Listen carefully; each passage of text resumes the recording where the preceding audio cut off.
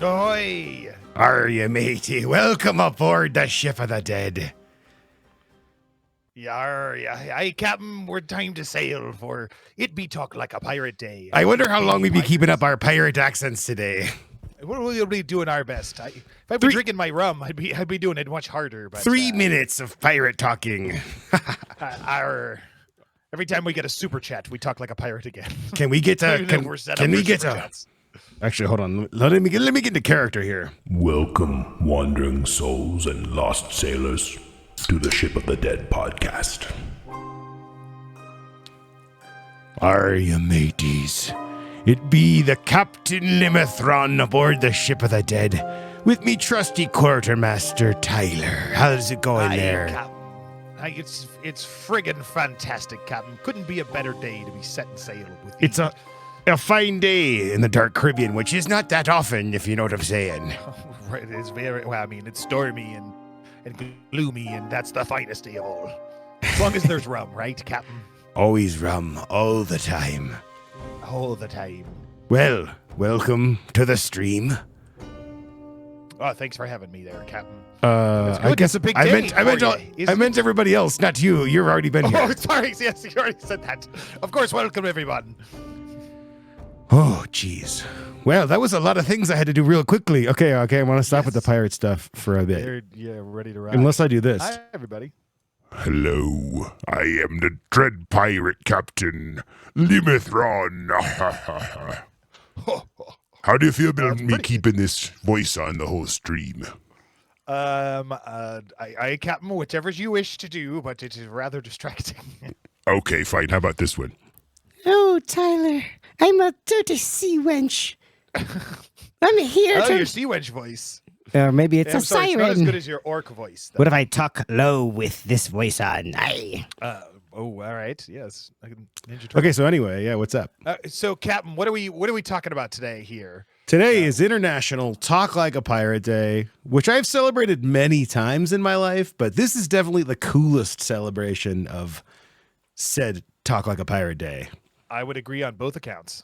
Yeah. Pirate Borg is available everywhere. I mean, not everywhere, right? But it's More available. places than it's ever been available before. Yes, it's definitely in retail for the first time. Well, the Kickstarter. Yeah, it's everywhere. It's in retail. It's officially in retail. It's officially in retail stores. It is. Now, we're getting pictures from all across the nation and hear stories from across the world of copies on shelves that people walk in and go and buy them who've never seen it before. I think it's very important also if you are playing in a Talk Like a Pirate event tonight, take pictures and put them on the Instagrams. Oh yes, we'd love to see ye and your mateys show off your wares, and then you'll be rolling the dice. Yeah, exactly. We want to be seeing dice rolling. We want to see costumes. We want to see people drunk on the sides of the pirate ship. All that good stuff. Yeah. Man, there's so much to talk about. I don't even know where should we start? I think we should start. We already mentioned that the book's in retail, and that's fantastic. I think you should start with our big launch today for Limithron, which would be the store. Yeah. Oh, we've got a question in the chat. What hashtag for Instapost? I think just hashtag Pirate Borg. Let's just blow that up, and then next year maybe we can do a specific one. But we'll just blow up. We don't up. want to get muddled with Talk Like a Pirate Day. Probably. Yeah, I don't know how much people. You get a lot of like influencers that might be like, I got my Instagram TikTok story and a hashtag Talk Like a Pirate, and I'm on a ship. Yeah, hashtag just like Pirate that. That's exactly how TikTok works. This is the dark Caribbean. It's a different vibe. So yeah, today the biggest thing I think outside of the gaming that's happening tonight is that our online store launched. It actually launched 3 a.m. Australian time. I was checking, but it's really cool because we can, you can get the book and all the zines that we make and all of the shirts that we launched. That's new. Yeah. That's definitely new. I have the. Shirts, I don't have it on because I got my pirate shirt on, but I mean, we do have it on in a way. Well, that's true. Yeah, I was thinking when I did the email a second ago, I was like, oh, there's no, like, I was like, oh, we've got hats, but they're not tricorns. And then I was like, we should probably have tricorns. We should probably have tricorns. We could make that happen. Yeah, we just need to get some like they're like $5,000 and they're bespoke, like made by like a wizard that lives in Jamaica. There you go. Yeah. So yeah, the store launched today. It's at shop.limithron.com. That's pretty exciting. What else? Okay, so then tonight, I mean, some people might be playing. What's different about the shop now compared to we've been on BackerKit as like a pre-order system for like 8 months. Yes. And so what's different about the shop now compared to what it was before? What does it include and what will it have in the future? Well, I mean, it's got the shirts, which we already said. It has all the new zines, which aren't in BackerKit. I mean, but like BackerKit was like a pre-order store that we just kept open longer than we should have. So it's really like, a real storefront, which is cool. But it's only cool if you're buying the game, right? Like if you already have the game, who cares?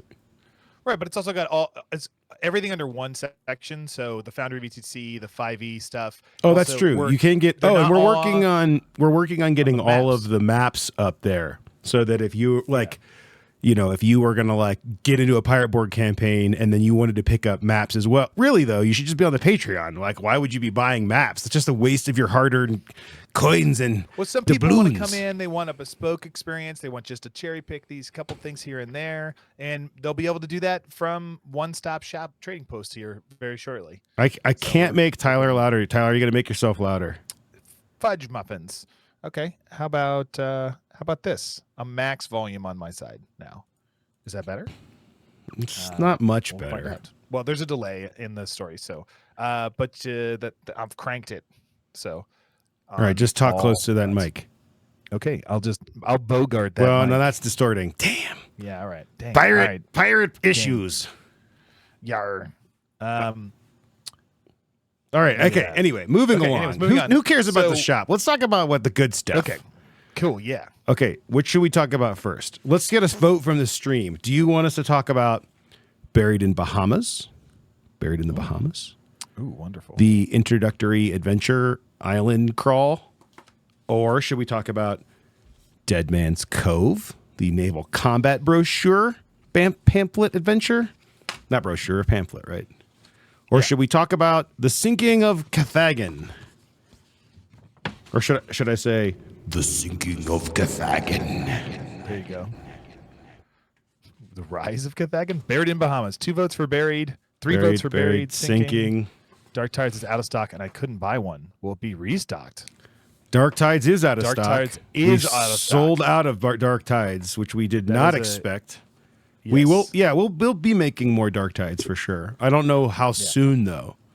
So I would say it's like at least a 4 to 6 month. Well, here's the thing: we use a really nice printer in Lithuania, and you have to import stuff when you use them. So we probably won't do it until there's something else to ship. So that's a thing. Mateys. I'm going to say 6 months on it. Yeah. At the current time. Yeah, and it's such a small SKU. Although maybe I could print it locally. We'll see. I don't know. We'll see how the demand is for it because it just sold out. If you really want it, though, email me at tyler@limithron.com, and I have 7 copies at my house. Don't email me. I'm not giving you my copy. I got one copy. It to him, but I have a couple of copies for those. If you talk like a pirate in your email, then maybe I'll hook you up. Yeah. Okay, let's do Buried in the Bahamas. Buried in the Bahamas. There's the most votes for that. Okay, Buried in the Bahamas. Here, let me switch to my fancy book view camera. Ooh, fancy. Ooh. Fancy. Let's get my little audio device out of there. Look. Oh, I got a scoocher. Oh, nice. Let me scoot you over here, Tyler. Where do I need to go? No. I got you. You got it. All right. I'll be normal. Pirate Wizard over here, okay? All right, it's a pirate. I get pirate technologies coming out the yazoo. Your camera's so much better than mine. Well, also you like my 2 angles of lighting. Ooh. Yeah, nice. Okay, here we go. Buried in Bahamas. Okay, so Buried in Bahamas. What is this, Luke? I'm not going to say that we made a mistake in Pirate Borg because I'm very proud of the Curse of Skeleton Point. I think the thing about it is that when you get a copy of Pirate Borg, you actually have enough to run a real campaign. between the generative tables and the sandbox adventure at the back. Now you can run that thing as a one shot, but people are always like, well, I want to introduce my players to this game. We only have 3 hours. Like, what should I run? Well, you can run Skeleton Point, but the thing is, like, an island crawl with a conquistador and a castle, like, it's really fun, but it's not necessarily the pirate experience that one might expect when they jump into a Pirate Borg game, right? Right. So you're not on a pirate ship. You're not on a pirate ship. Yeah, you're not. Yeah. You're not searching for buried treasure, at least in the core threads, that kind of thing. So I wrote this adventure with that in mind. I also really wanted to do some this cover is very Todd McFarlane inspired, the guy who which Spawn. You have been a fan of since so long as I can remember, back with Spawn.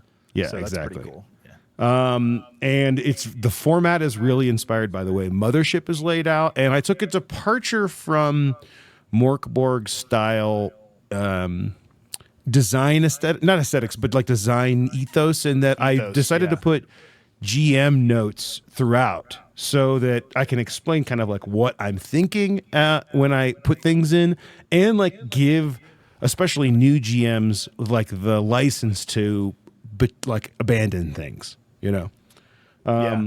we get a lot of questions from players who haven't played Morkborg of what about attacks of opportunity, and do I add my strength bonus to my attack, and they're just used to 5th edition, and so this well, neither of those issues are addressed in here, but no, I know not those particular questions, but how do you run it when you're not familiar with such a thing? Yes. And this zine was kind of a response to specifically that crowd that's you didn't play Morkborg, you don't get exactly how it's supposed to be run natively, so here we're gonna help with this, and it does a fantastic. We got great feedback from it. I will say, moving forward, there are going to be many spoilers, so if you are planning on playing this adventure, probably stop watching. I think Luke, just leave out the temp.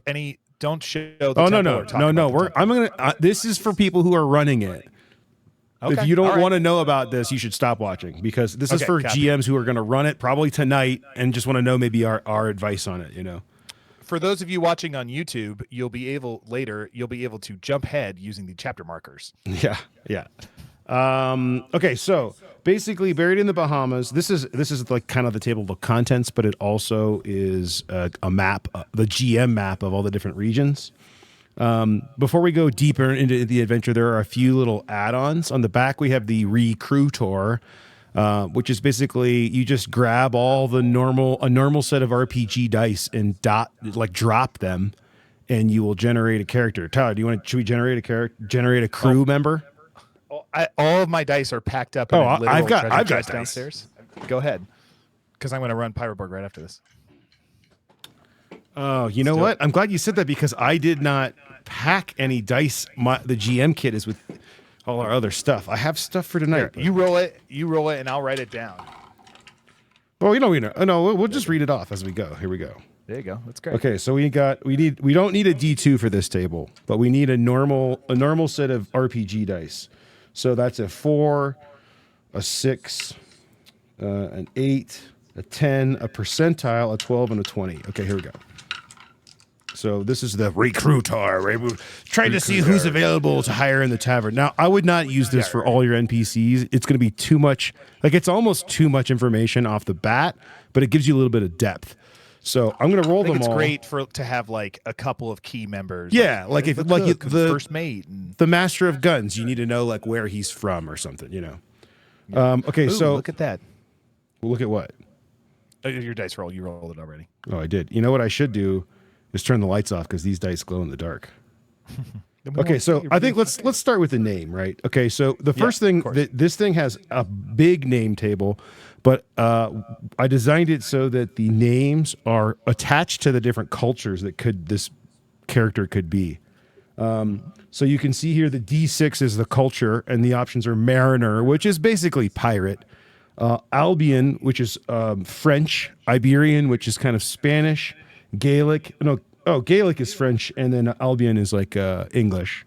The Wretched, for kind of a more Lovecraftian dark magic kind of character, and then macabre or macabre, as some say, for your more undead inspired. So we rolled a 2, and then we got to look up at the D20 to see who our little dude is. Number 11, Key. Oh no, wait, Key. Albion. Sorry, 11, Anne. Hi, Anne. So my name is Anne. How's it going? I'm a dirty pirate.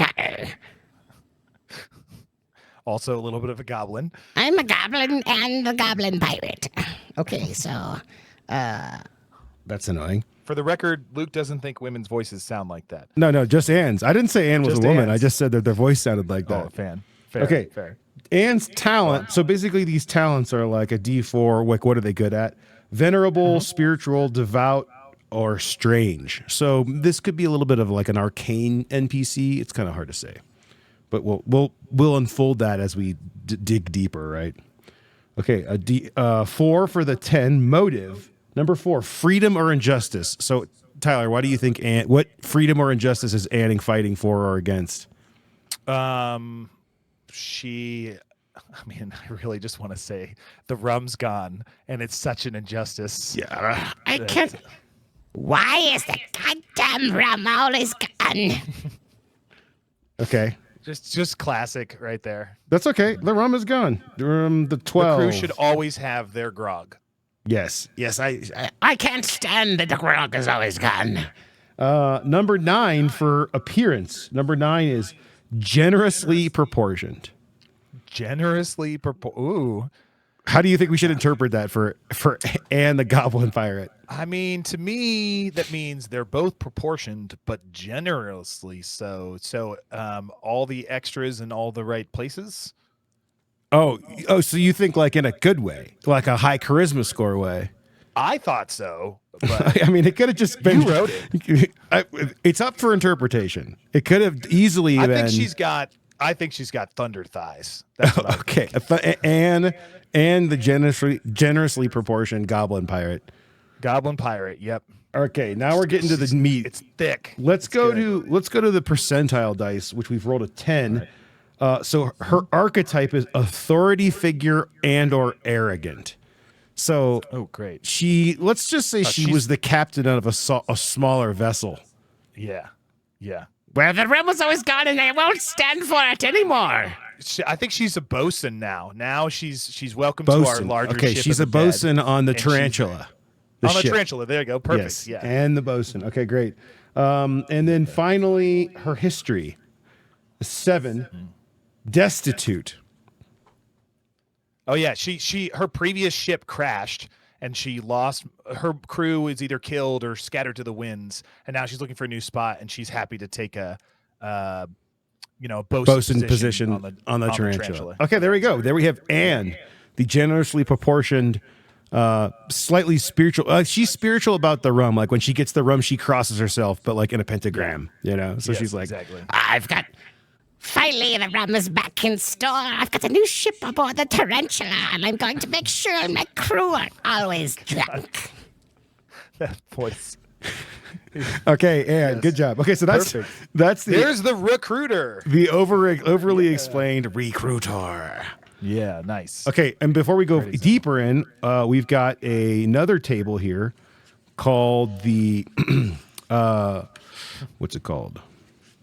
Something about Bobby. her. I'd follow that goblin, and also he comments. Okay, here we go. 30 things one might find buried in the Bahamas. Now, this is a drop table. Obviously, Drop table. you can just throw a dart at it. I mean, actually, it says here, drip blood or wax from 6 feet above, or drop some dice.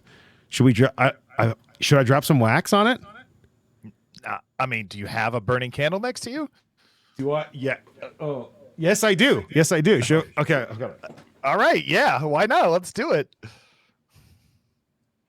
Of course, Captain Limithron has a burning candle. Yeah, this is my smashing pumpkin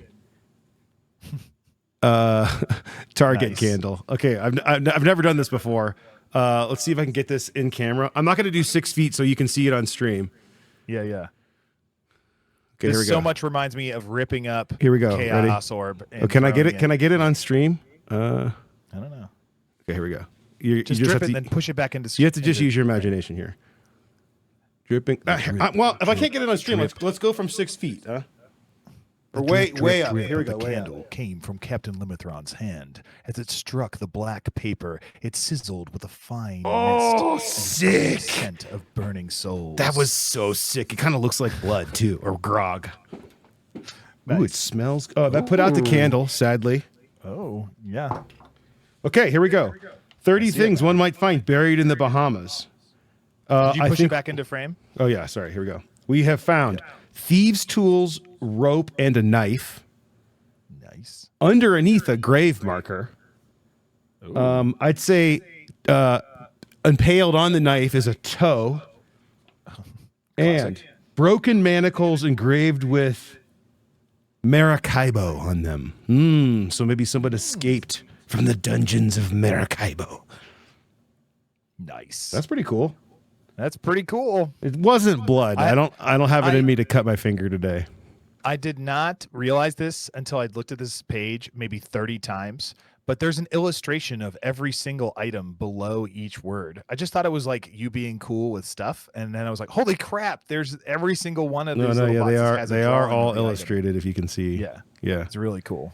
Here's a little head of a known pirate. Cannonball. All right, what's next? Okay, cool. So, what's the gist of this adventure? So, I wonder if that wax is going to stick those pages together. That's awesome. You let it dry a little bit more. We've got a synopsis of the adventure, so you kind of know what to expect and how to run it. And I've seen these in some adventures, but this is like really helpful because a lot of times you'll be like, "Oh, cool, this is a dungeon," but like, what? How do I run? Especially if you're newer, you don't have the experience to just like take something and tweak it. This can really help you figure out like what the heck is going on here. And what's cool is like if anybody is like, I don't need that type of guidance, then just don't read it. Just move forward. Yeah. Exactly. So here we see the PCs are novice sailors aboard the pirate frigate, the Tarantula. So this adventure starts with everybody on a big, awesome pirate ship.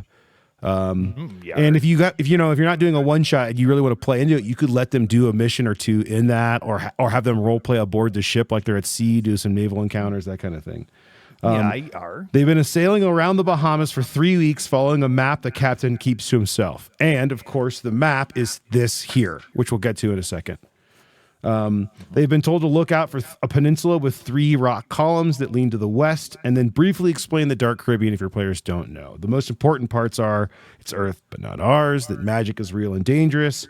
When the Europeans showed up, there was nobody here but lots of temples and artifacts. And of course, you've got to talk about the Scourge and Ash, because it's important for your players to understand why would they just not run from skeletons.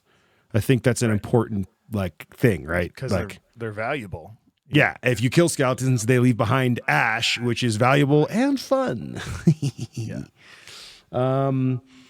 So basically, it starts with this opening scene. How do you like to? Have you run this yet, Tyler? Yeah. I mean, exactly sort of how it's written. I tried to run it verbatim the first time so that I could see if there's any issues with it from there, and it's great. Are we going through every page or? Yeah. Oh, well, it's okay. All right, great. Yeah. So it opens on the tarantula, and I don't have it in front. No, I was just like, did you run it? I was just a single question. Yeah. Yeah. Okay, done. Yeah. So basically, they're on this ship, the Tarantula, and they get attacked by a ghost ship. And the way I like to run this is bloody as hell. You are going to kill at least one player. I would say if you don't kill a player, keep playing in the combat until you kill a player. Because you need them to understand, especially if they're coming from 5e, you want to communicate to your players that this is a deadly setting. And also it's fun to make new characters. Like I would say maybe build characters after this, or build the first character and then see how unattached they should be. Or you could kill a character and then resurrect it with a haunted soul class. But I will run combat for as many rounds as it takes to kill enough players for them to understand that it's deadly. Especially this guy here. He's got 20 hit points and he can do D12 damage with his nail spiked club. So, and most pirates have 3 or less hit points at this point. Yeah, to start, yeah. But then you don't want a TPK here because it's just not fun. Who wants to start the adventure with a whole different group of people? At the end of this thing, you should have it smash into debris or rocks, which is basically going to make the ghost ship go away via exploration and, stormy weather and that kind of thing. Makes the encounter end. And it kills the captain. This is the captain's doesn't have a picture, but it kills the captain, who will have in his hand the this map of the Eastern Bahamas. And every good pirate adventure starts with a map, right? Ooh, look at this map. Yeah. Cool So thing about this map, you can remove the staples from this pamphlet. So this and it is comes on the out. center fold on purpose, so that you can undo the staples and take this thing out. Then you've got a little battle map for the raft for later on. And then on the other side is a map that you can give to your players that doesn't have spoilers. So if they want to figure out what's going on, that kind of thing. Like, this is what you see. Yeah. Yeah. Okay, so then the next thing is that they're going to wake up shipwrecked. And so this is the railroady part, which is not very Morkborg, but it's great intro, especially for cons. You're introducing them into the system. You're showing them the basics of combat right away. There's a cool backdrop, and then boom, they're shipwrecked on an island. And they're going to start on this island, Conception Island. Now, it's a perfect name for this island because it's the beginning of this thing. And this is rumored to be one of the islands that Christopher Columbus first visited. It's a real island. It's a real island, yeah. All these are either real islands. Unlike Skeleton Point, they're all either real islands or they're based on real islands. Yeah, I mean, I guess we don't have to beat this into the ground. I just want people who are running it to be able to who are running it tonight. Actually, let's see what the stream says. You guys, how much detail do you want me to go into on what's coming up here? Scale of 1 to 10. Scale of 1 to 10. Yeah, sure. 10 being very detailed. Hello. Do you have a French adaptation? No, not at the moment. We do not have a French adaptation in the works, but we would like to. If there's just a lot going on. There's a lot. Yeah, we have multiple publishers talking to us about translations, and it's on our slate to dive deeper to, but we haven't really had time to deal with it yet. All right, I've got 1 vote for 10, so I guess we're going to keep going. All right. Okay, so Conception Island is a small island. I like to think of it as you can't see the other side from where you are because there's a hill. But you, the stats. -3 to +6. Yeah, should we just roll a D10 to see how excited everybody is? 5. Okay, all right, 5. All right. It's a small island that you could navigate around in a few hours. And it even says here, where is it? Diamond shaped 3 square miles. So it's enough that they need to explore to find out what's on the other side, but not so much that they're going to spend a lot of time there. There is a status quo of what has happened post-wreck that you should kind of piece out to them so they understand, oh, hey, well, it's going to take this much. It would take this much time to build a raft or this much time to explore or this much, if you are going to do both, it's going to take you a couple days. And that means you have to be here overnight and set up camp. Those kinds of things are all described here. And then it lists actions that they might want to take and the details for those. So what I like to do is kind of explain what's going on the island and what they could do. That doesn't mean they have to do the things that you say. And in my experience, you'll have to kind of mash them together. One guy might want to summit, not everybody, So you kind of just need to pick and choose from these and figure out how much time gets spent on this. But I think what's key on this island is to give them choices, let them start literally exploring what they can and can't do. And as Luke points out in the book, keep the time pressure on that, the sun's going to set. You can only have so much time to either gather food or build a raft or find shelter, and let them have choices, but also not spend too much time here. Don't let them spend an hour being we should do this. No, that we should do this. You got places to be, and it's not on this island. So yes, exactly. Especially now that they've got a brand new treasure map and they don't have a ship. So in my experience, they're either going to hustle and build the raft right away and get out of Dodge, or usually they camp once. And if they camp, you've got this after sunset section. This talks about the shoal spiders, which are basically I like to think of them as giant mantis shrimps combined with crabs that are it says here that they're very, what did I use to describe them? Size of a cougar or a panther or something? Spider-like crustacean the size of a jaguar, semi-translucent carapace, slender legs, and 17 eyes. Nocturnal hunters afraid of the light but will risk some exposure for a meal. So, I mean, this is very like almost like a spider encounter in a normal role-playing game where like they don't come up till night. It's dark. If they don't have fire, these things will attack. You can have them pick off characters around the fire, that kind of thing. But it's a reason why they don't want to just stay on this. They don't want to just hermit on this island for a long time, right? Yeah. So eventually they'll build a raft on this island and probably leave. And what I like to say is when they get to the top, actually, I think it says that here, explore. There's a campsite on the other side with some supplies to kind of let them level up their gear. And at the top of the hill, they'll be able to see far enough to know 2 other islands. And I like to say that at least one of the players knows the Caribbean well enough to know what islands they are. So then you can pretty much just give them this map. Yeah. I've found in my games that people always want to do that because they don't know where they're going to sail a raft to until they can see other land. Yeah. What's the point of building a raft if you're just going a random direction? I mean, you could do that, but like they're here. And I let them know that, hey, you kind of have an idea of where you are. Because the Caribbean is a known location, Yeah. Okay, so, yeah, do you have anything else to add for Conception Island? No, that was it. Yeah. Yeah, so then once they build the raft, you can use this battle map if you are using figures or something to represent them. But you should roll for at least roll or pick. I always say this for everything in Pirate Borg. If you know what your players are going to like, pick. But if you don't, or you like to go, play like let them see the rolls, roll to pick one of these encounters. Have you done any of these? I have not. Mm-mm. So I skipped this encounter just for time in my game. Yeah, and then you can totally do that. You don't have to put an encounter there, but these are really fun. I have a couple favorites.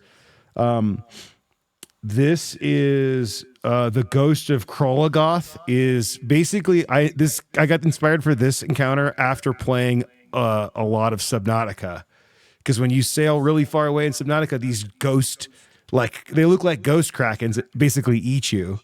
Yeah. And so that's what this is. This is an encounter with like ghost krakens. So that's pretty fun. Basically, it's a ghost of a kraken that has spears in it. And like if they pull the spears out, it releases it from this world and it disappears. But otherwise, it's going to like kill one guy at a time. So I'll make it show up, kill an NPC, and then let them try to figure it out. And if they really try to like get the spears out of this thing, great. The other one that I really like is this one where Davy Jones shows up. Who is, of course, in the Dark Caribbean, a giant, basically a dragon turtle. And inside of Davy Jones, Deep Ones have built a bar with a portal. There is an entire map on Patreon. Yes, which I have a map of. But like this one, I've also done this one, and it is, I mean, you could side rail your whole campaign. Like if you have Davy Jones eat one of the players, he ends up in a bar. There's a portal of Deep Ones coming in and out. They go through the portal and they're in Atlantis or Carthagen or like any underwater location, There's actually I love how it's so easy to connect them. Yeah. There's actually a location here, not on Rumkey, but in Isle of Yuma. Here on, where is it? 6. Where's the blue hole? Oh, right here. Number 6 is to Obluth's Rift. This is a real blue hole in this location on this island. But I put a Deep One village there. So you could actually make the portal inside Davy Jones go to this village if you wanted, Nice. Yeah. Also whatever. So use that as you want. Here's the actual map, the treasure map that you should give to your players. Mm-hmm. It says here, only those with a heart of the sea shall pass the doors of blood. And this is accurate. Not all treasure maps are accurate, but this is pretty accurate to the entrances to the temple at the end. And this is only like from a game design perspective, just behind the screen. This is only here as a red herring. Like they could go in any of these, and you could let them go in any. And if they go this way, they're closer to a new boat, and here they're closer to the door to the temple. So yeah. Okay, and then we have our chart that I've ruined. I'm gonna give this away tonight, right? Might as well. Go. Sure, why not? Okay, so here's Rum Key. This is the first of the 2 other islands. basically, I say this to everybody who I'm suggesting run this, is that there's a big temple at the back, and I think the temple is like the climax. This is it right here. Spoilers. What I say is if you're at this point of the adventure and they decided to go to Rum Key instead of Isle of Yuma, you can move the dungeon here. Because it is. So to say that again, there are 2 different islands they can go to. Yeah. One of them technically has the Here or here.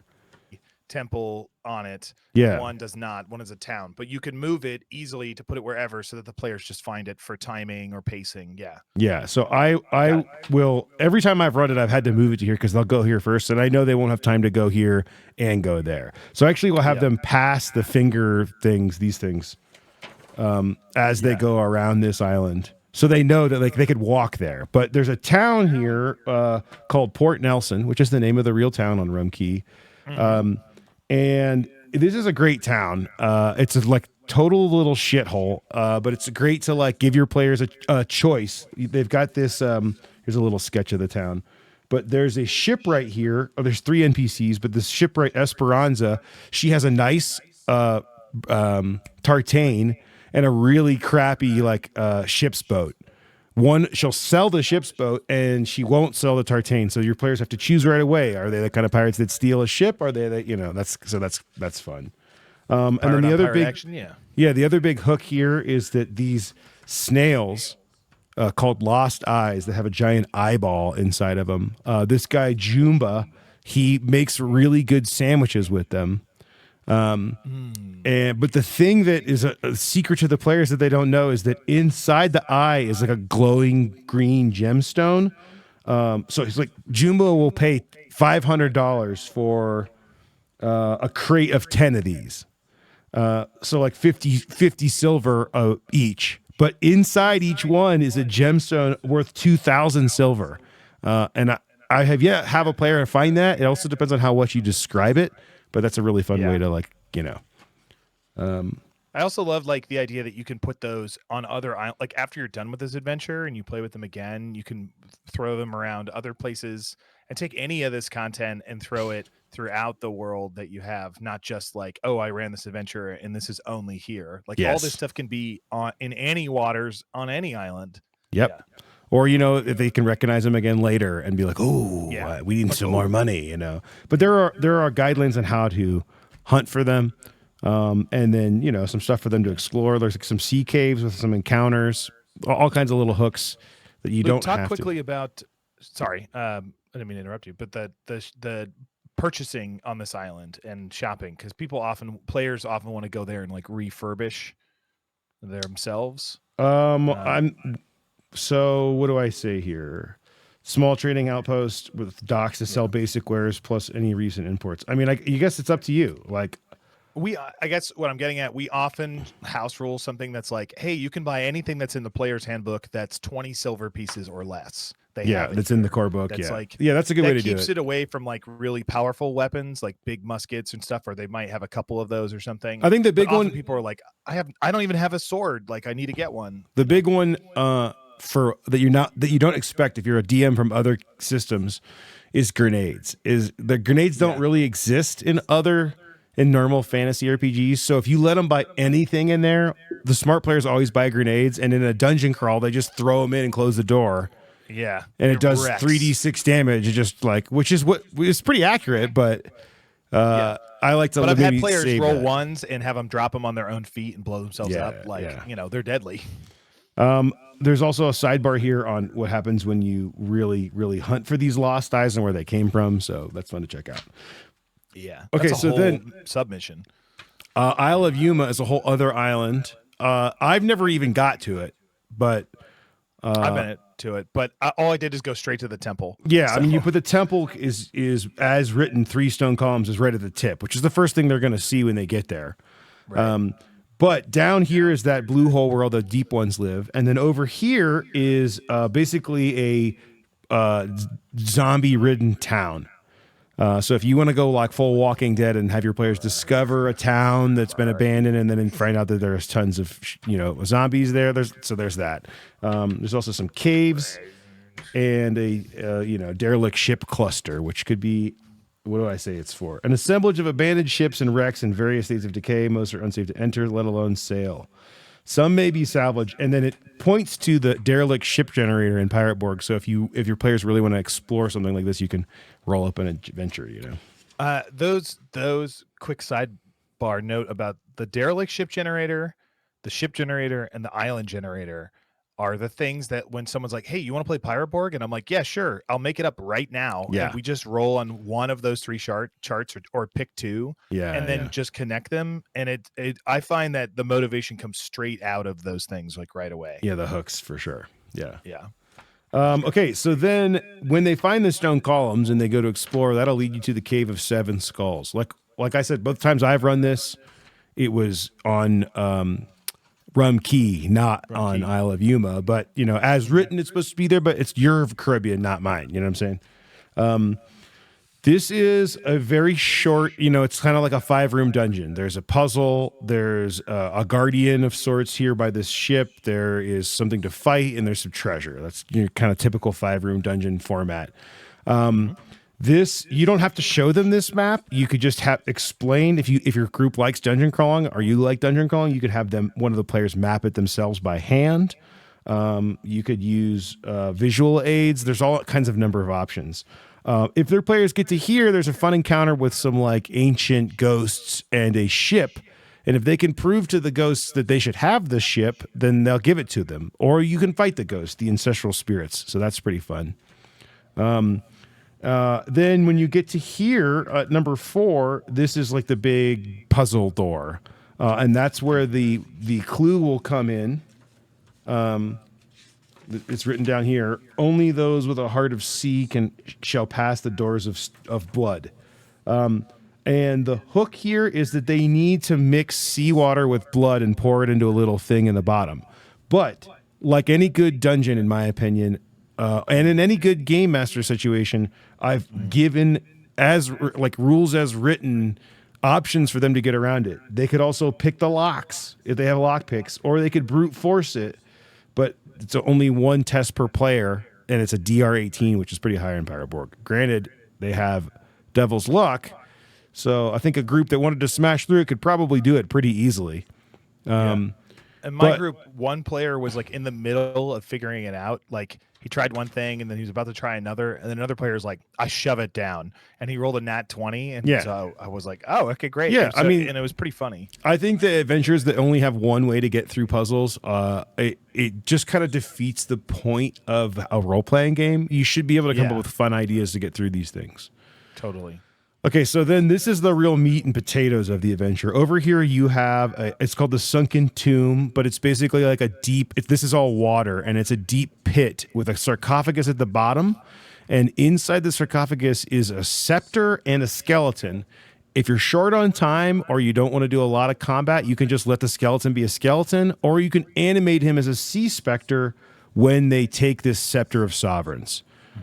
There's a lot of cool hooks for going down here, but like I just follow the players and like go off what their ideas are. They'll try stuff that you did not think of, and you just got to kind of roll with it. But then the big boss fight here is in the tapestry chamber, and when they walk in, this room is intentionally drawn without the details. There are 7 tapestries along the walls with 7 burning braziers hanging with oil currently burning, and in the middle is Tatantan, basically a giant clay 7-headed statue. Now, I think this is really important that when you're running this adventure that you don't tell the players, at least at first, how many tapestries and braziers there are until they count. Because when you walk into a room with 7 tapestries and braziers, you don't immediately count them. Right. You're not like, there's exactly there's a bunch of tapestries. And as soon as you tell them that the Tauntaun have 7 heads and that there are 7 tapestries, they're going to figure out the puzzle. But basically, the Tauntaun is invincible. His clay is magically invincible until the tapestries are destroyed. And they can be destroyed in any way, this is as written, in any way you want. But if you burn them, which is the obvious method, then for each one head will explode. And you can roll to see which one. I also think that this is really fun to role play. It says Tauntaun clay, 15 feet tall, serpent body, bat wings, 7 clay animal skulls. It speaks in 7 voices. And this here, you can roll Tauntaun, Sentinel of Ixtulican, speaks D8, and you can decide which voice speaks. And I like this can be a lot of fun where you give the different heads different voices. You know, of course, you've got the rodent Hey, what are you doing in my temple there, buddy? and The serpent can talk like this, like Voldemort. or you can have them all talk at the same time. Yeah. And then there's treasure, which ends with a big orb of Ixtulanka. It's a seven-inch spear, and you can Where'd you get that basically, name? you know, the way you one any role-playing game designer comes up with names magically out of a hat, I guess. Magically, yeah. They're like Mayan and Aztec inspired, but without being like, you know, stealing from those religious cultures, sure. you know. Yeah. So that's pretty much the Cave of Seven Skulls. They'll end with a bunch of treasure if they completed successfully. I've had a lot of fun in this room. I was telling you, Tyler, I had a girl who was clearly a 5e player who had 1 hit point and no good gear and was attacking to Tauntaun and did not know what to do. Round after round, and I was like, "Well, she was like, "I want to warn the players." I was like, "Do you say that in front of Tauntaun?" She's like, "No." I was like, "Well, how do you warn the players then?" She's like, "I don't know what to do." I'm like, and then the ghost from here came wandering in. She's like, "I pull out my conch shell and I smoke him." And so I had her roll on the ash table, and then she had synesthesia where she could like taste, you know, colors and stuff. So she started licking everything, and she licked all the treasure. It was just like, I think it really turned the experience around for her and for the whole table. So That's awesome. and then here at the back, like any good introductory zine, I give some just some inspiration, where to find more stuff. Yeah. You know. Oh, that chart is really awesome. It's like the Game Master's resources thing. So Yes. This is a whole chart of different places to find other resources that are valuable for running a pirate game of any Yes. kind. And only, 1 or 2 of those links to Limithron stuff? Most of it is just the useful first two. shit. I have the first is my Patreon, because obviously there's like a million battle maps there. And then a link to my that spreadsheet that we made that has it's called the like Pirate Media Database. Basically, it has like every book and D&D adventure and video game that has inspired the Dark Caribbean. So if you're looking for more inspiration. Oh, and the Discord server, of course. Yes. This did print a little hard to see, but I think you can piece them all together. Yeah. So that's it's buried awesome. in the Bahamas. Any questions? Heck yeah. All right. Moving on. Let's see if boom. There you go. Buried in the Bahamas. Available now on our brand new shop. Available at shop.limithron.com, For those of you just joining us, shop.limithron.com went live today. Yeah, you mateys. All right, what do we got next there, Captain? Hither be the Battle of Dead Man's Cove. Yar! Man the guns, run out the cannons, make ready. So we wrote this because we have a lot of people, especially people who played Pirate Borg last year, that were like, we didn't get to try naval combat and we wanted to. But I found that sometimes naval combat with one ship, especially at a con with 7 or 8 players, isn't necessarily a good representation of what it actually is. So this is it's almost more of a scenario than an adventure. You could totally run it as an intro adventure. But my tip for that is at the end, have the big make sure that 2 of the ships die in this big battle at the end, because you really don't want to start a campaign with your players on 3 ships. I think that would would probably rob them of some of the fun of an early pirate campaign. It was truly written as a convention scenario, and then Luke was like, I'm going to make this amazing pamphlet out of it. Yeah. So, I mean, this doesn't take a ton of explanation. Basically, it starts with the players having 3 ships, and then there's this, they're looking for this treasure of Captain Redwolf, and on board is this NBC, the Witch of Wellfleet, which you'll see a lot more in Dark Caribbean. She is a real person, but I have up to her to like a very powerful sea witch type character. I imagine her has like a very shadowy, spidery, Ava Green from what's that show? Casino Royale. Penny Dreadful. Penny Dreadful. That's the but very like maybe all her eyes are totally black, and she, I think it says here They are being guided by the divination magic of the Witch of Wellfleet, a pale woman in a black dress, easily mistaken for a corpse. She moves like a spider, and the whispers of her voice echo in the mind of the crew. Oh yeah. The whispers of a voice echo in the mind of the crew. Oh, you got better with your effects. But basically, you start especially at a convention or a short one shot or an intro to Pirate Borg. Start like this. This is the Cove. This is where they're trying to get to. There's one ghost or one bone ship in their way, and this is their fleet. And let them, teach them the naval combat rules and show them they can go in and they should be able to kill this ship pretty quickly. I think we've actually lowered the hit points on this. You could lower them even more. We found in playtesting, now that the game is out, that the HP for ships in Pirate Borg is, I think it's pretty good for realism, but based on a Morkborg kind game, it can make combat a little long. So I would make combat like 13 rounds of required shooting rather than 6, like 5. Yeah. So, and I think realistically, like those battles will go on for days. And I think it was important from a game design perspective to not have the ships be so squishy. Players work really hard to get ships, and if they get a really big ship after a big long thing and it's got 20 hit points, that kind of sucks.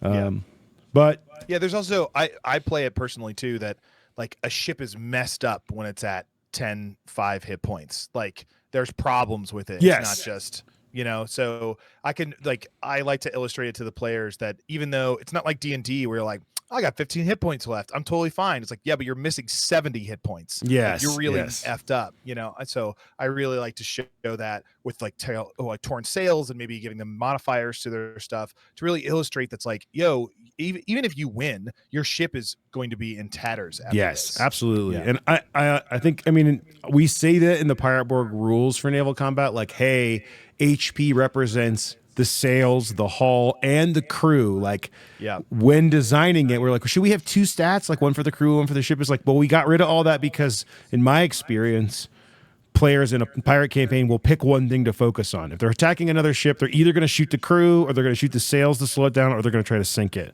They're not going to split up the 3.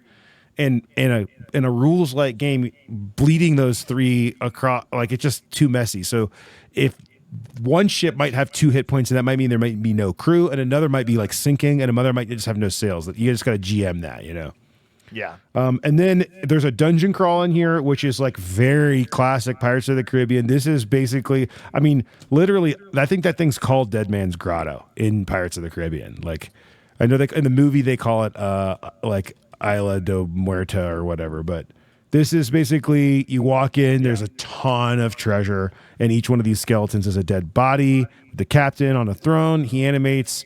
You can fight this out as long as you want. I think it says if the captain dies, they all die, that kind of thing. But just have fun with it. And don't let them win, but also try to kill a few of them in the process, right? Yeah. Heck yeah. And then there is also a full map of this on Patreon as well. Oh, yes. Not only, like, you could print this black and white one out without the skeletons. Which comes in the asset pack. But I actually drew a full color high res version if you want to do it if you're playing on a VTT.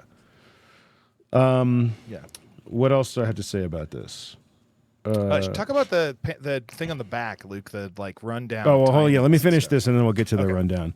I was gonna say, like, if you're running this in a 2.5 hour, like, you're probably not gonna be able to do both naval combat encounters. So just maybe like have this be the climax. That's fine. Just pay attention to the clock.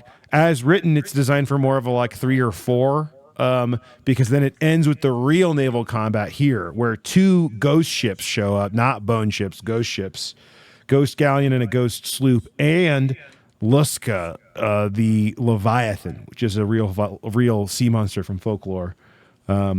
This is the real naval combat. And if you actually think that it might be actually worth cutting this one and letting them find the cave and then doing this on the way out, because this is the one that will actually be a challenge, especially since you can use the Leviathan to sink anything you want.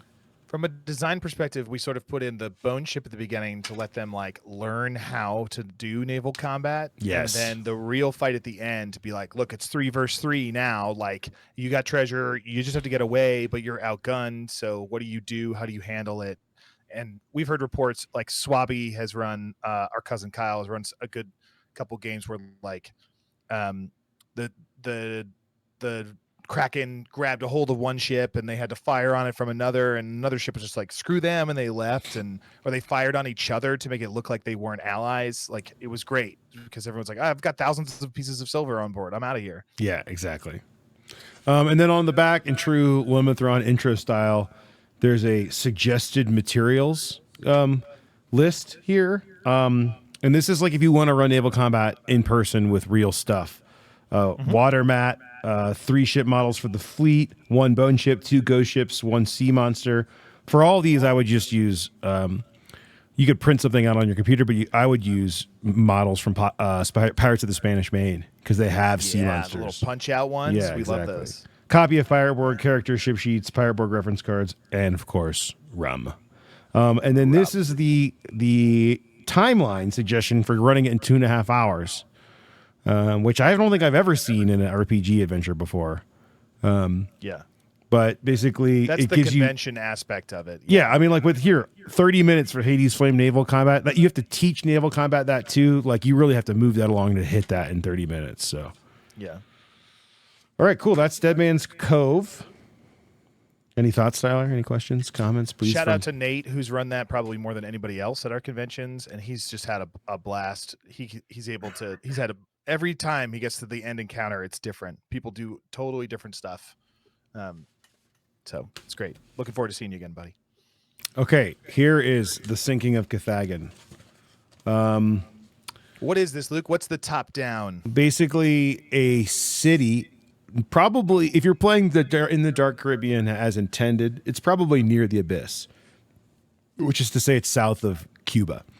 But this city has risen from the water. It's basically Call of Cthulhu, the book, as a pirate adventure. This giant underwater city, which I actually drew as Roulette, the Lovecraftian city, has risen from the water. And your players can stumble across it.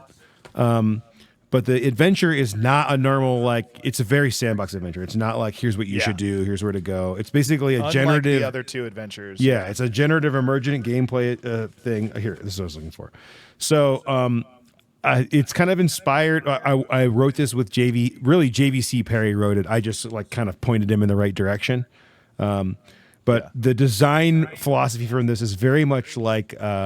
Old School Essentials, where there are 4 factions in this location, and you can splatter them like throughout and have them interact, and your players can pick sides, or they can all be a problem. But you've got the crew of the Black Vengeance, which is a bunch of shipwrecked pirates. They're living. Have you run this, Tyler? No, I haven't actually. No, dude, this one's so much fun. I've run this a couple different times, but the Black Vengeance guys are shipwrecked right here. And they're basically just like, get us out of here. You know, they're the very like haggard, weather-worn pirates with sticks, sharp sticks, just fighting off all the crazy creatures that are here. One thing that's cool about that too is that if anybody dies during your session, that's a great source of new players. Oh yeah, like, the black. Yeah, you could run across, like if they're not near those pirates, you can run across like a downed pirate or one just running through the city that's like, my people got killed. Oh, I'll show you where the rest of our pirates are, and that can be a new player. You know, you can move back and forth there. In addition to all the haunted souls, like they come back as a skeleton or a zombie or a ghost. It's a great natural pool to pull them from. Yeah. Yeah. And also it's a good encounter when you run into other pirates. Like, well, it's like rival gangs, or are you guys all brethren? You know, or best friends. Yeah. So then you also have the Wretched, which is the cultist, like robe wearing cultist fleet. Although I'm really kind of leaning into the idea that they don't necessarily look like cultists. They just look like I think of them as like they look like Archon, like the Archon guys. Like they're all like they're pirates, but they're like the goth pirates. You know, the Cthulhu, the really like they got a couple more tattoos on yeah, them. they got they got the dark eyeliner, and they got like tentacles hanging from their and they're barnacle covered. They don't have to be in cult robes per se, But the Wretched are there, and they're trying to raise a great old one from this temple in the middle. And we have a little mini dungeon temple here, and this is the Tartarian temple, and a great old one generator. So you can roll up the stats and name and kind of vibe of the great old one. You want to roll one up? Sure. Yeah, why not? Go for it. Here we go.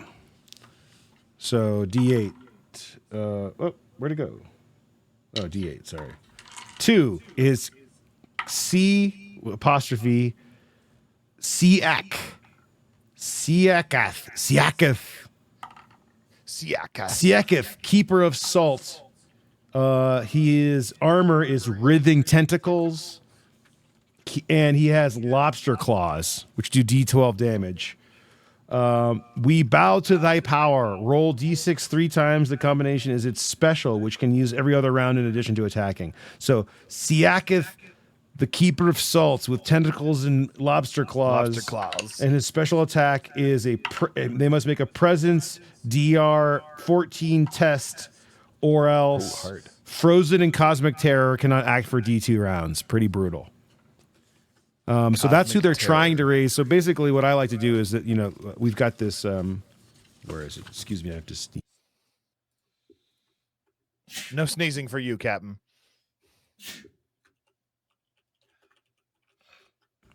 So we've got this right here, kind of like the Psalms in Core Morkborg. This is the sunken texts, and you can roll for these. I think it's a 44, like a D44 table, or you can roll one Psalm 4 times, whatever.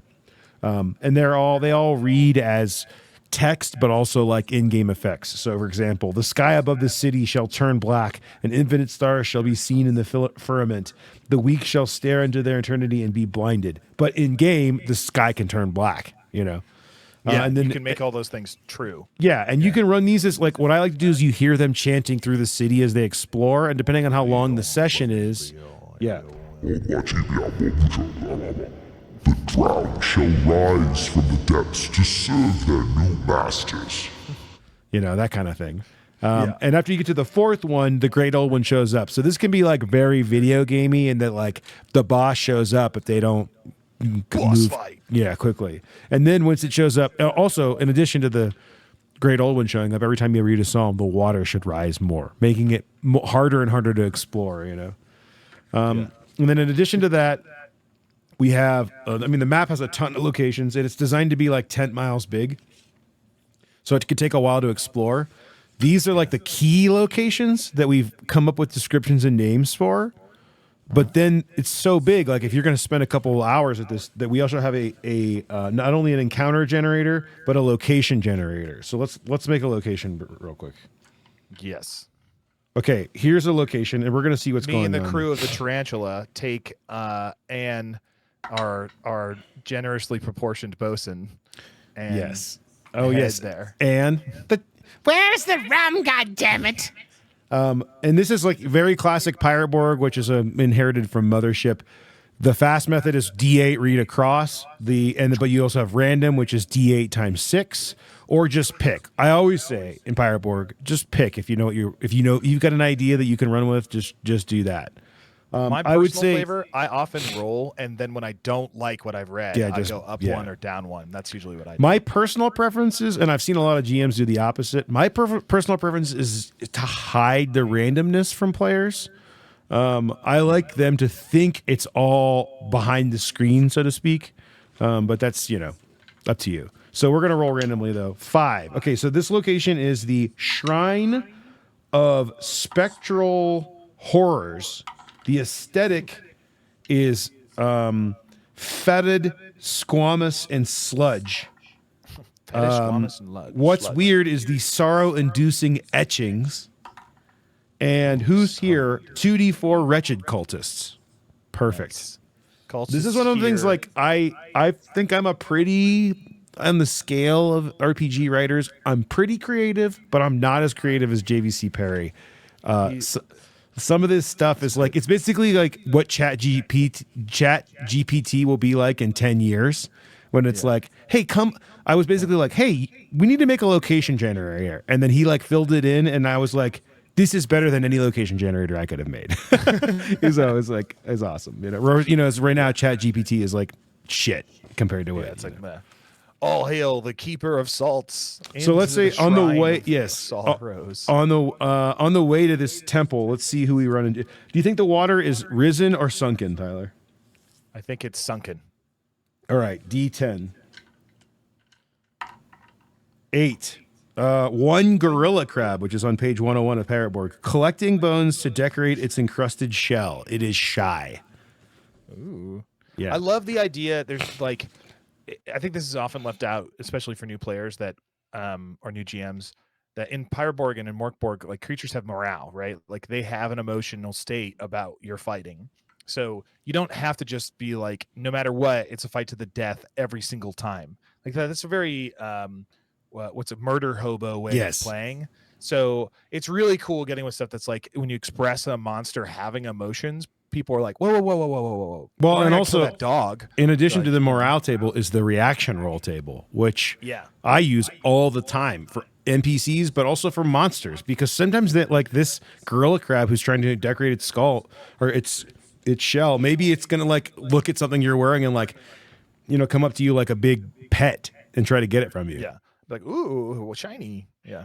Yeah. So A crab that likes shiny things. Shiny. shiny. I So don't have a that's the 2-year-old. I'm watching the Moana a three lot. new adventures that are available today. I'd say we're doing pretty good considering the book came out today and there are already 3 new things to get for it. I don't know. Yep. The one of, you know. It's pretty cool. Okay, go ahead. Yeah. I was just gonna say we got 15 minutes left. Do you want to show some? Yes. some Well, before we previews? do that, are there any questions or comments before we move to some? I'm going to show off a new spread I'm working on for the Dark Caribbean. Yeah. If you got any questions in the chat, throw them down and I'll read them out. Curious about what's up for Limit Threat in the future or Pirate Borg or anything like that. Let us know. Also in the future, please join the Discord for anybody watching on YouTube. There'll be a link down in the I description. mean, how many You can people join are us here? and I talk feel there like and stuff. most. There's 22 currently. There was like 36 at the height.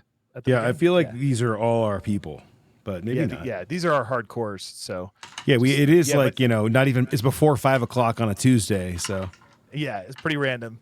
yeah. But if people watch this down the way and you want to know more, you can always email Tyler@limithrun.com. You can join our Discord with the link down below and ask us anything you like. We're very accessible and we want to help grow the game as much as possible in any way, shape, or form.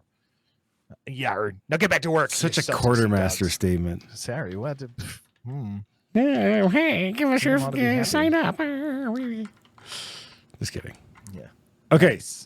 So I have some a Dark Caribbean spread I'm going to show off here. Which I'm really excited. So there's going to be a delay for me to see it because I have to watch it on the stream. But I haven't seen whatever Luke's about to show off, which is really cool. Okay, so the coloring is not done for this, and the art's not even done yet. But like one of the winning things for the poll that was coming up was the Darkest Dungeon style 2D at town asset kit. So my idea is that I'm going to build 5 of these kits, at least to start, where they'll all have different style buildings that you can just drop. You can drag them in your VTT or make them, and they'll have a background. You can just drag them on so that you can generate a random pirate port when your players end up somewhere that's not like a big known location. Yeah, and then just boop, boop, boop, boop. Yeah. So Nice. this is the start of it. Like I said, the art is not done, but you get the idea. Very, very Darkest Dungeon vibe, like the Hamlet. Yeah. But these are there's gonna be a pirate one. There's gonna be a wretched one, Spanish, French, and English. And here is going to be like a random, you know, like a little D6 table for each building to help you like kind of give them different characters. And then over here, shamelessly, these are currently just Chat GPT fillers, so ignore them. These will all be written from scratch. I just like to use that to fill in so I can see what the text might look like. Yeah. I promise you my adventures will be my hooks will be better than Treasure Rumor. A tavern rumor hints at treasure map. But this is all kind of the vibe. So like here we've got the wrecks, which aren't drawn on here yet. The docks aren't drawn on here yet. Beach tent, the warehouse, the brothel or inn, the ash den, which is a big part of the Dark Caribbean. Oh yeah, I really love this. A lot of our players have like our more involved players have talking about this a lot about how when you find ash, it's unrefined and it weighs a lot. And then like people who can refine it, you might be able to manipulate the dice rolls of the ash table. Like maybe you can't roll a 1 or a 2, but you also can't roll a 19 or a 20, like when it's refined or something like that. Like I feel like there's a whole world there that I'm really excited to explore. yeah. And Ash is clearly Luke's doing that. It's going to be a big part of the Dark Caribbean. Yeah. Then we've got Like the a hookah ship lounge, but the for shipwright, Ash. the tavern is here, ruined fort, shanty town, and I still have to draw the old mansion. But like, so let's roll on a couple of these. I got some D6s here. So like the Rex. For ChatGPT. What? No, the ones on the left Go are ahead. real. Oh, okay, got it. Nice. This is just, we're not going to roll on these. On the left, so the Rex, right? What's in the Rex? A retired sorcerer. It could have also been D100 crabs or a siren, rumored friendly. On the docks is carrion gulls sulking. Let's see here. The beach tent is called Tears of a Kraken. It's an alchemist, but it could also be an old cartographer or a high-end spa. I like here's in the warehouse is timber, sales, or supplies. Of course, a result of 6 is ash. The brothel or inn is called Bertha's, but I also have one called the Wild Fox. Nice. Okay, the Ash Den. I like this one a lot. I'm actually going to read all these. So the Ash Den, I rolled the Lamp, an Arabian-themed Ash Den. But my favorite, I've got the Mariner's Den, cozy, no frills. Reaper's Place, eerie, expensive. I like to think that's like the goth version of it, you know. Morgan's Last Stand is classy. Low Tide is a dump. And my favorite is Glow, a posh nightclub vibe. You can just imagine cool. like very rich sea pirates. Everybody's teeth are glowing from the ash. And yeah, in my mind too, they lace their lanterns with ash too, so that all of the lanterns glow like green, blue. Yeah, it's definitely, yeah. I mean, you can see it's glowing blue right now. Like I said, the coloring's not done yet, but it's really cool because oh, sorry, keep going. The ruined fort, hideout for wanted pirate gang, but it could also be a refuge for ash addicts or haunted or entrenched ex-military mercs. The shanty town, I've got bustling with opportunity or unsafe black market or pleasant bohemian culture. And then the old mansion, number 1, condemned, overgrown. But it could also be, I like this one, a widow and a few loyal staff.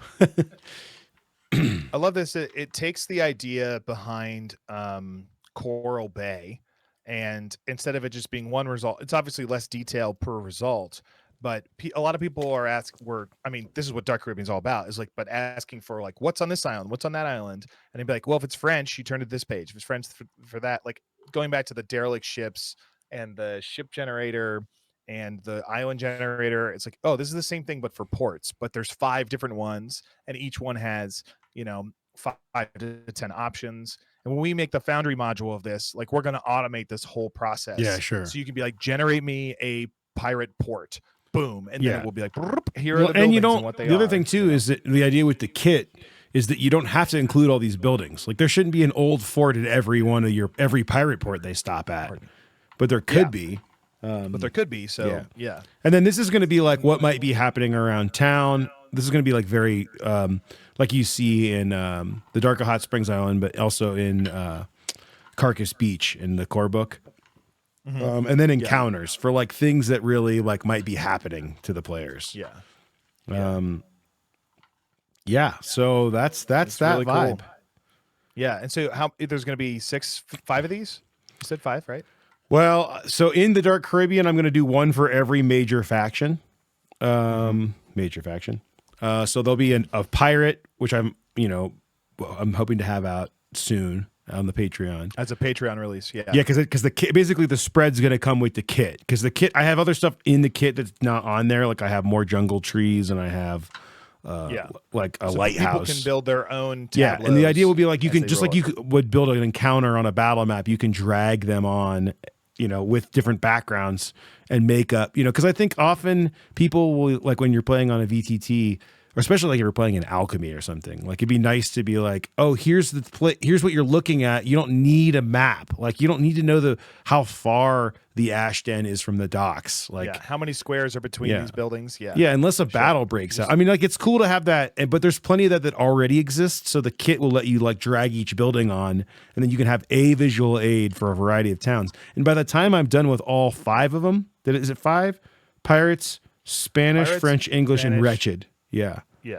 And then if people like the kits, I'll probably do like a jungle kit, and I'll do like a ruins kit, and we'll see how far we go with the kits. But I'm gonna do 5 for sure, because I'm basically gonna do a spread for each generator, and then like the French one will have like the buildings will be less rundown. They'll be like French looking, and they'll be like a bakery, and they'll be the Spanish will have like a Catholic church, and the British will have like a tea house, that kind of stuff. So so a lot of it will be like a lot of What's repeats. Cool is you can mix lot of those between each other. Sorry. Yeah, a lot of those will have repeat.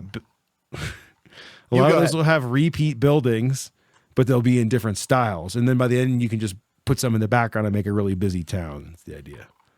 Yeah, which is super sweet. Someone asked if there's a new Ship of the Dead episode. This kind of is a Ship of the Dead episode. I don't know. And do you think it went smooth enough for us to release it on the podcast too, or should that maybe be a chat? You let us know. I mean, I don't think it hurts if it's already recorded and everybody knows. Well, I guess maybe the question is, was it too visual for it to make sense as a podcast?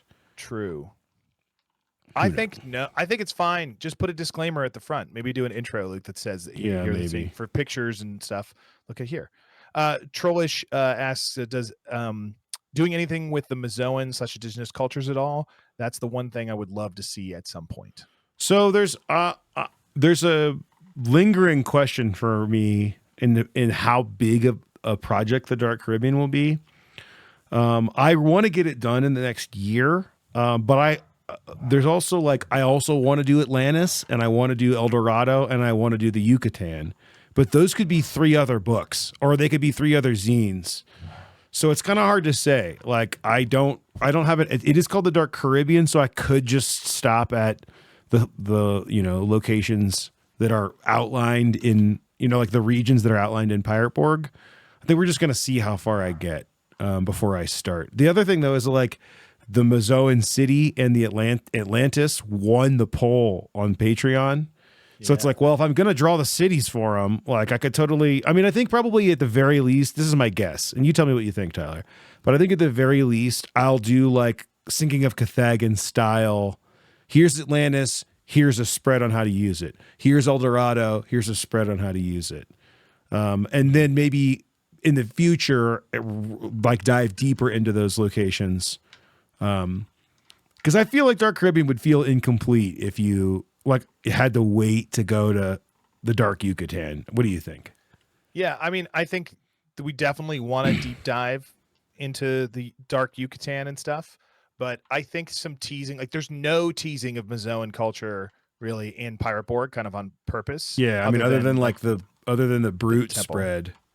Yeah, and that it's just like a couple things here and there. So my personal pitch is that I think that there should be some teasing, like the introduction of that as maybe not as a faction, but as a culture, where they are, what it's about, even if it's just a series of locations, so that GMs learn a little bit more of like, if you want to run this the way that it's intended to be run, here are sort of the bullet points of that culture. I think some of that stuff should be sprinkled into Dark Caribbean would be really great. Yeah, I mean, I think the Mazoans are going to get a spread on their faction for sure.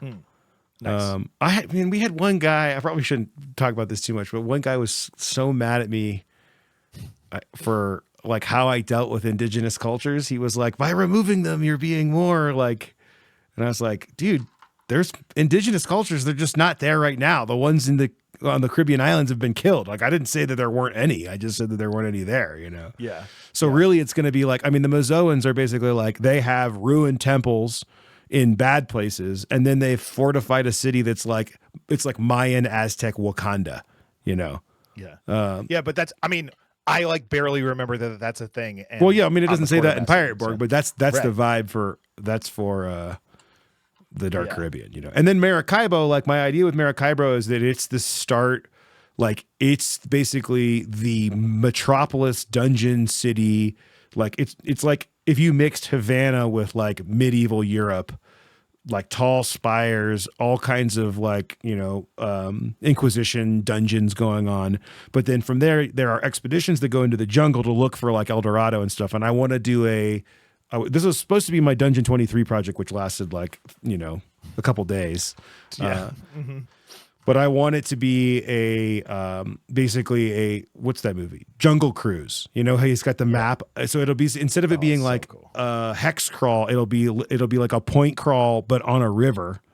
And that'll be a whole adventure where you can like leave Maracaibo and then like explore the rainforest via boat to look for, you know, there'll be all kinds of cool locations to find. That sounds stuff. so cool. But that's definitely, I know that the Amazon River will not be in Dark Caribbean. Yeah. So I think maybe that means El Dorado won't be in Dark Caribbean. But if we don't put El Dorado in Dark Caribbean, then we definitely will put like some Mayan ruins or Mizzoan ruins, I should say. Can you, I know you've answered this question many times in other places, but just for the sake of anybody who's watching it, can you just give us the quick bullet points of what will 100% be in Dark Caribbean? 100%. Here, I'll spoil a little more here. No, I won't. No, I won't. I'm going to save it. You can just tell us. That's cool. Yeah, 100%. There will be, my current working operation or modus operandi is that there's, for every island or chunk of islands, there'll be a 2-page map. So like for New Providence, it'll be a 2-page map that you can fold open to your players that will probably have hexes, but it won't have labels. And then you'll turn the page and then there'll be like you had in Buried in the Bahamas, tables and things to do and random encounters and a keyed map for the GM. So you could buy 2 copies of the book, or you could have it on your on your iPad. Or PDF or you could assets, open it sure. and then, you know, pick it up and look at what's going on and then put it back. So that it would be a usable at the table book for every island all the islands in the Caribbean. Like the same thing applies to Florida and the Fountain of Youth. Like, is that going to be in Dark Caribbean? Yeah, probably. But you could also do a whole zine in Florida, you know? Right. Yeah. So there's going to be that. There's going to be factions, like spreads on every faction, and then like what they want. And there's going to be a lot of NPCs. I'm thinking of doing a tarot card deck worth of NPCs so that we can all be assigned to tarot cards. I love card decks. Yeah, we'll see. We'll see if I actually get to that many. And then there'll be like famous ships and their crews so that you can have, you know, like the certain ghost ships, like for example, the Revenant and Captain Kidd's ship.